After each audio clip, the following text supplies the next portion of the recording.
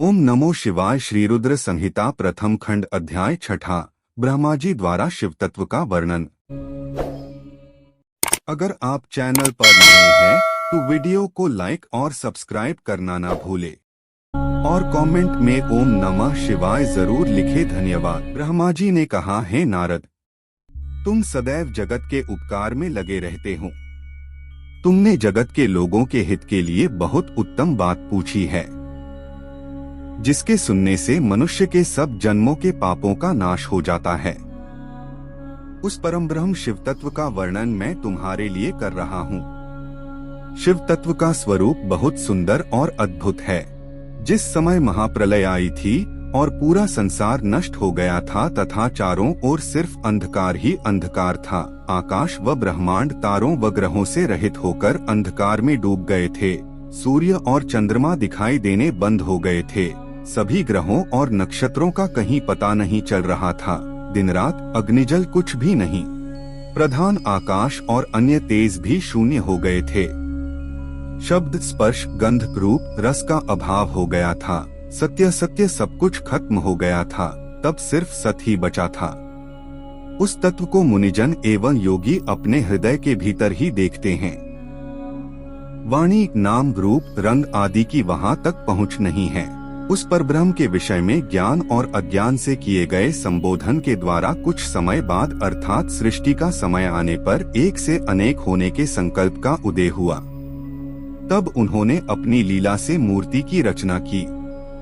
वह मूर्ति संपूर्ण ऐश्वर्य तथा गुणों से युक्त, संपन्न, सर्वज्ञानमयी एवं सब कुछ प्रदान करने वाली है।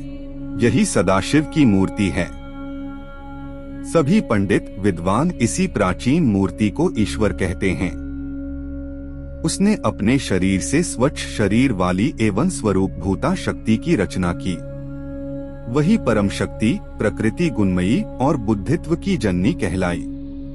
उसे शक्ति, अंबिका, प्रकृति, संपूर्ण लोकों की जननी, त्रिदेवों की माता, नित्या और मूल कारण भी कहते हैं।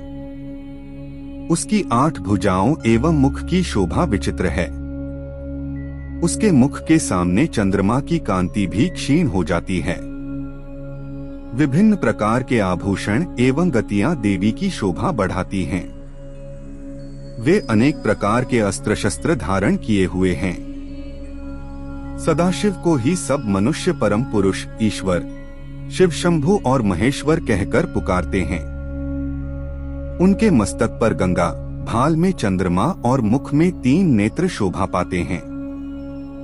उनके 5 मुख हैं तथा 10 भुजाओं के स्वामी एवं त्रिशूलधारी हैं। वे अपने शरीर में भस्म लगाए हैं। उन्होंने शिवलोक नामक क्षेत्र का निर्माण किया है। यह परम पावन स्थान काशी नाम से जाना जाता है। यह परम मोक्षदायक स्थान है।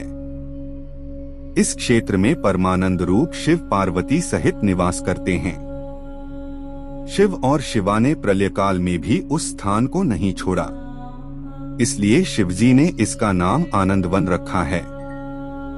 एक दिन आनंदवन में घूमते समय शिव शिवा के मन में किसी दूसरे पुरुष की रचना करने की इच्छा हुई।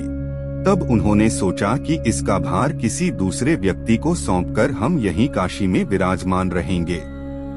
ऐसा सोचकर उन्होंने अपने वाम भाग के 10वें अंग पर अमृत मल दिया, जिससे एक सुंदर पुरुष वहां प्रकट हुआ, जो शांत और सत्व गुणों से युक्त एवं गंभीरता का अथाह सागर था।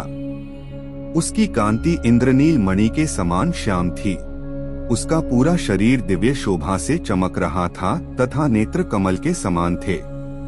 उसने हाथ जोड़कर भगवान शिव और शिवा को प्रणाम किया तथा प्रार्थना की कि मेरा नाम निश्चित कीजिए। यह सुनकर भगवान शिव हंसकर बोले कि सर्वत्र व्यापक होने से तुम्हारा नाम विष्णु होगा। तुम भक्तों को सुख देने वाले होगे। तुम यहीं स्थिर रहकर तप करो, वही सभी कार्यों का साधन है।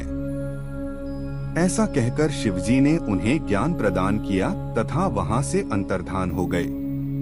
तब विष्णुजी ने 12 वर्ष तक वहां दिव्य तप किया। तपस्या के कारण उनके शरीर से अनेक जलधाराएं निकलने लगीं। उस जल से सारा सूना आकाश व्याप्त हो गया। वह ब्रह्मरूप जल अपने स्पर्श मात्र से पापों का नाश करने वाला था। उस जल में भगवान विष्णु ने स्वयं शयन किया। नार अर्थात जल में निवास करने के कारण ही वे नारायण कहलाए। तभी से उन महात्मा से सब तत्वों की उत्पत्ति हुई। पहले प्रकृति से महान और उससे 3 गुण उत्पन्न हुए तथा उनसे अहंकार उत्पन्न हुआ। उससे शब्द, स्पर्श, रूप, रस और गंध एवं 5 भूत प्रकट हुए। उनसे ज्ञानेंद्रियां एवं कर्मेंद्रियां बनी। उस समय एकाकार 24 तत्व प्रकृति से प्रकट हुए एवं उनको ग्रहण करके परम पुरुष नारायण भगवान शिवजी की इच्छा से जल में सो गए।